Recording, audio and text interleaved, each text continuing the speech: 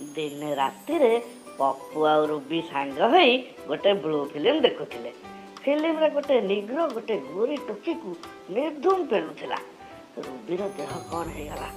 ସେ ପପୁକୁ କହିଲା, ଦେଖ ସେ ଟୋକା କେମିତି ସେ ଟୋକିକି ଜମେଇକି ପେଲୁଛି, ତମେ ମତେ ଜମା ବି ଏମିତି ପେଲି ପାରୁନ।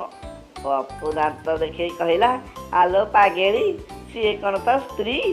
ଘର କି ମୁର୍ଗୀ ପରା ଡାଲ ବରାବର। ତୁ ତ ଭଉଣୀ ଛବିକି ପଚାରିବୁ, ସିଏ କହିବ ମୁଁ କେତେ ଭଲ ପେଲି ପାରେ।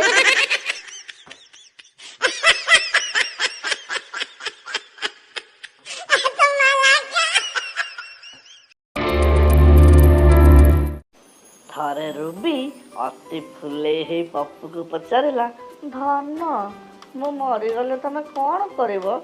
ପପୁ କହିଲା, ତମେ ମରିଗଲେ ମୁଁ ପାଗଳ ହେଇଯିବି ଧନ। ରୁବି ଖୁସି ହେଇଯାଇ କହିଲା, ତା ମାନେ ତମେ ମତେ ଏତେ ଭଲ ପାଉଛ, ମୁଁ ମରିଗଲେ ତମେ ଆଉ କାହାକୁ ବାହା ହବନି ତ? ପପୁ କହିଲା, ଗୋଟେ ପାଗଳକୁ କ'ଣ ଭରସା କରିହବ ଧନ? ସିଏ ତ କିଛି ବି କରିଦେଇପାରେ।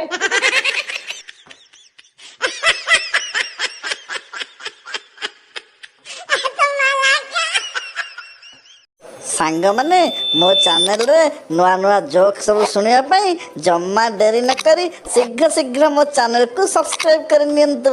ଆଉ ବେଲ୍ ବଟନକୁ ପ୍ରେସ୍ କରି ନୋଟିଫିକେସନ୍ସକୁ ବି ଅନ୍ କରିଦିଅନ୍ତୁ। ଭିଡ଼ିଓ ଦେଖନ୍ତୁ, ଲାଇକ୍ କରନ୍ତୁ ଆଉ କମେଣ୍ଟ ବି କରନ୍ତୁ। ଥ୍ୟାଙ୍କ ୟୁ ସାଙ୍ଗମାନେ, ନମସ୍କାର।